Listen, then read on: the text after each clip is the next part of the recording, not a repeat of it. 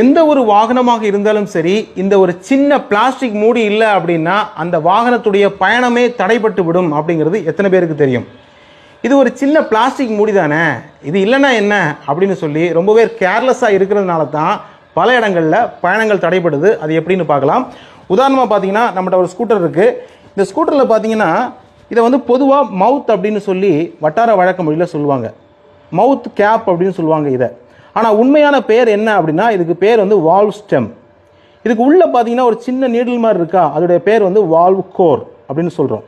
இப்போ என்ன ஆயிரும் அப்படின்னா, இந்த கேப் வந்து போடாமல் இருக்கும் பொழுது இதுக்கு உள்ளே வந்து மண் போய் அடைஞ்சிக்கிடும். அதே மாதிரி மழை நேரங்களில் வந்து தண்ணியும் உள்ளே சேர்ந்து அப்படியே மாவு மாதிரி ஆகி இந்த உள்ளே இருக்கிற கோர் இருக்கு இல்லையா, அது வந்து ஸ்டக் ஆகி அது வழியாக ஏர் வந்து லீக் ஆகிடும். நம்ம நைட்டில் வந்து வண்டி நிறுத்தி வச்சுருப்போம். பகலில் பார்த்தீங்க அப்படின்னா இறங்கியிருக்கும், ஒருவேளை பஞ்சராக இருக்குமோ அப்படின்னு பார்ப்போம். பஞ்சர் பார்க்க கடைக்கு கொண்டு போவோம். ஆனால் பார்த்தீங்கன்னா பஞ்சர் இல்லைன்னு சொல்லுவாங்க. இந்த மவுத்து வழியாக ஏர் லீக் ஆகிட்டு இருக்கு அப்படின்னு சொல்லுவாங்க. ஸோ இந்த சிரமத்தை தடுக்கணும் அப்படின்னா நீங்கள் கண்டிப்பாக இந்த கேப் வந்து நீங்கள் போட்டே ஆகணும். நான் என்ன பண்ணுவேன் அப்படின்னா, எப்பொழுதுமே என்னுடைய ஸ்கூட்டர், பைக், கார்லெல்லாம் ஒரு ஸ்கூட்டர்லாம் ஒரு 10 வச்சுருப்பேன், கார்லெல்லாம் ஒரு 50 வச்சுருப்பேன். இந்த மாதிரி வச்சுருப்பேன். வச்சுட்டு 50 எதுக்குன்னு நீங்கள் கேட்கலாம். அதாவது எனக்கு தேவைப்பட்டாலும் யூஸ் பண்ணிப்பேன். எனக்கு தெரிஞ்ச நண்பர்கள் யாரையாவது பார்த்தாலோ, சப்போஸ் ஏதோ ஒரு வண்டி எங்கள் இடத்துல ஒரு ஹோட்டலில் சாப்பிட போனால் கூட அந்த வண்டியில் வந்து இந்த மாதிரி கேப் இல்லைன்னா நான் எடுத்து கொடுப்பேன், நீங்கள் போட்டுக்கோங்க அப்படின்னு கொடுப்பேன். இது என்னுடைய ரொம்ப காலத்து ஒரு பழக்கம். ஏன் அப்படின்னா அதோட சீரியஸ்னஸ் வந்து எனக்கு தெரியும்.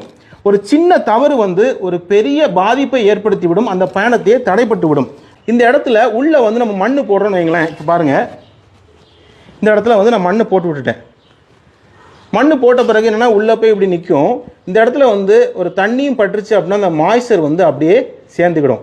இப்போ நம்ம என்ன பண்ணுவோம் அப்படின்னா, வண்டி ஓட்டிகிட்டு இருக்கும்போது திடீர்னு போய் ஒரு பெட்ரோல் பங்கில் ஏர் செக்அப் பண்ண போவோம். ஏர் செக் பண்ண போகும்போது என்ன ஆகும், உள்ளே ஏற்கனவே மண் இருக்குது இல்லையா, ஏற்கனவே தண்ணி மாதிரி இருக்குது. உள்ளே நம்ம வச்சு அமுக்கி ஏர் பிடிப்பாங்க. ஏர் பிடிக்கும்போது என்ன ஆகும், இந்த மண்ணெல்லாம் உள்ளே போய் நிற்குமா, இந்த சைடில் போய் நிற்குமா, திருப்பி எடுப்பாங்க. எடுத்த பிறகு அதுலேருந்து லீக் ஆகிட்டே இருக்கும். அப்போ செக் பண்ணும்போது இருக்காதான், லேட்டராக பார்த்தீங்கன்னா லீக் ஆகிட்டே இருக்கும். இதுக்கு என்ன செய்யணும், ஒருவேளை மண் இருந்துச்சுன்னா நீங்கள் என்ன செய்யணும் அப்படின்னா, இதை அமுக்கி விட்டிங்கன்னா இந்த மண் வந்து வெளியே வந்துடும். ஓகே ரைட்டா, சின்ன சின்ன மண் இருந்துச்சுன்னா அது வெளியே வர்றதுக்கு வாய்ப்பு இருக்குது. திரும்ப வச்சு நம்ம இதே பொசிஷனில் கொண்டு போய் திரும்ப வந்து ஏர் பிடிக்கும்போது தான் சிக்கலே வரும் இல்லையா. அதனால் இந்த பிரச்சனைகளை தவிர்க்கிறதுக்கு ஒரே வழி என்ன அப்படின்னா, இந்த கேப் போட்டு வைக்கிறது தான். இந்த கேப் வந்து எங்கே கிடைக்கும் அப்படின்னா, 2 வீலர் கடைகள்லையோ டயர் கடைகள்லையோ கேட்டால் கிடைக்காது. நிறைய பேர் தனியாக வச்சுருக்க மாட்டாங்க. சைக்கிள் கடையில் இருக்குது, சைக்கிள் ஷோரூம் இருக்கும்ல, அந்த இடத்துல இருக்குது. சைக்கிள் சர்வீஸ்லாம் பண்ணுவாங்கல்ல, அவங்க வந்து வச்சுருக்காங்க. நீங்களும் வாங்குங்க, நீங்களும் இதை வந்து அப்ளை பண்ணுங்கள், மற்றவங்களுக்கும் இதை ஹெல்ப் பண்ணுங்கள்.